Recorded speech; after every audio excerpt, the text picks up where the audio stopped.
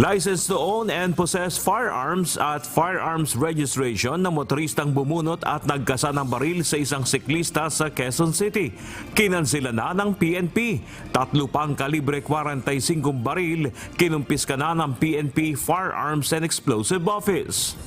We confiscated all the firearms under the name of Mr. Gonzales, which consists of 4 firearms, 3 caliber 45 and 1 9mm pistol. Ang una po, ito po yung Rock Island, caliber 45. Ito rin po yung Remington, also a caliber 45. And lastly, an Armscore, caliber 45. Yung isa pong firearm niya was deposited at the Quezon City Police District. Unang araw ng paghahain ng Certificate of Candidacy para sa barangay at sangguniang kabataan elections, dinagsa. COMELEC nagbabala sa mga kandidato kaugnay sa premature campaigning. Meron talaga na maghahasik ng lagim, meron talaga na mamimili ng boto, meron talaga na hindi susunod sa mga patakaran. Kung kaya kailangan talaga namin ng PNP, ang AFP, ang Philippine Coast Guard, ang pinagsama-samang lakas ng lahat ng law enforcement authorities. Joint exercise sa pagitan ng Pilipinas sa China malabo pang mangyari ayon sa Armed Forces of the Philippines. Well, sa tingin ko mukhang malabo ng matuloy yung sinasabi nilang proposal nila na magkaroon ng joint exercises with us. Maging bayani sa sariling pamamaraan, panawagan ni Pangulong Ferdinand Marcos Jr. sa mga Pilipino sa paggunita ng National Heroes Day. Heroism is not only to be found in the grand battles and struggles, it also resides in the simplest acts of kindness, of empathy, solidarity that not only move hearts, but also influence minds and actions and change lives for the better. Mahigit 22 milyong estudyante balik eskwela na ng Martes, August 29. Subalit ilang paaralan napilitang magsuspende ng klase dahil sa bagyong Goring. The opening is very smooth and very orderly. No untoward incidents. All the agreements between the two superintendents have been carried out. Dating pulis na si Wilfredo Gonzales na naglabas at nagkasa ng baril sa isang siklista sa Quezon City, sinampahan na ng reklamong alarm and scandal. Wilfredo Gonzales nanutok ng baril kaya natanggal sa serbisyo noong 2018. As police officers, whenever a crime is committed, we are bound, duty-bound to really do the investigation, do the case build-up, and file the appropriate charges. Pagpapalakas ng mga hakbang laban sa rice hoarders at illegal importation, ipinag-utos ni Pangulong Ferdinand Marcos Jr. sa Bureau of Customs. Well, if we find people to be involved in the release of illegally or smuggled rice, then we will file cases against them. 2 barangay sa Solsona, Ilocos Norte isolated matapos masira ng bagyong Goring ang kalsada tulay patungo doon. Pagpapadala ng ayuda, pahirapan.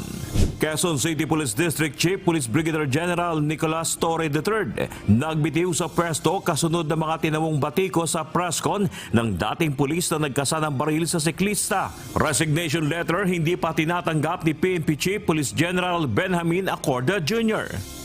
I need to shield my organization, especially QCPD, from further big bats and backlash because, there were several things that I did na hindi maganda ang dating sa netizens at napaka-negative ng result.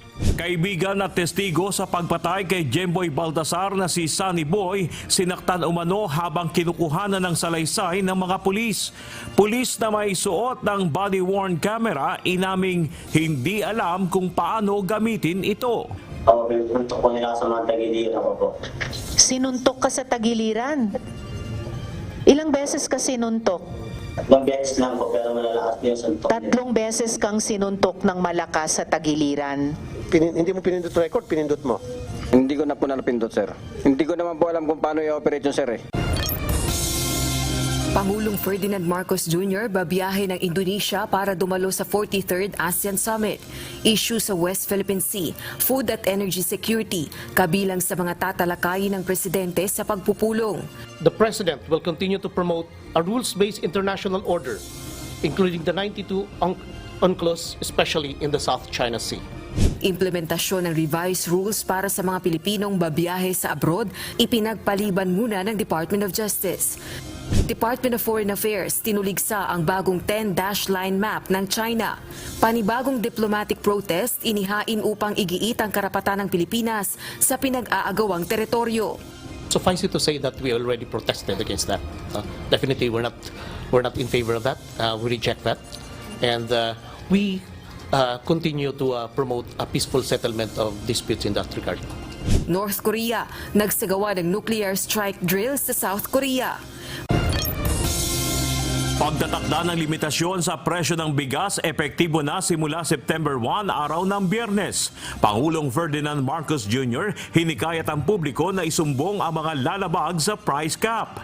I would encourage anyone who finds that someone or a retailer is selling at above the price ceiling, i-report po ninyo. I-report ninyo sa police, i-report ninyo sa DA, doon sa lugar ninyo, i-report ninyo sa local government para matignan po namin at tiyakin na hindi lalampas doon sa ating presyo na linagay. Chief of Police ng Rodriguez Rizal inalis sa pwesto dahil sa pagkakabaril ng tauhan sa isang minor de edad. Angkas ng pulis na nakabaril, positibo sa droga. In this case po ay malinaw po itong pulis na ito ay napakarami kung ano nga ba yung ginagawa niya sa lugar na yun.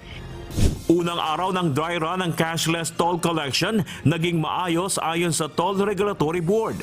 Tuluyang pag-aalis ng cash lanes, pag-aaralan pa pagkatapos ng dry run. Mailan-ilan lang naman po ang nagkaroon ng queuing kanina. Maayos naman po, we're making adjustments sa lugar na participating toll plazas.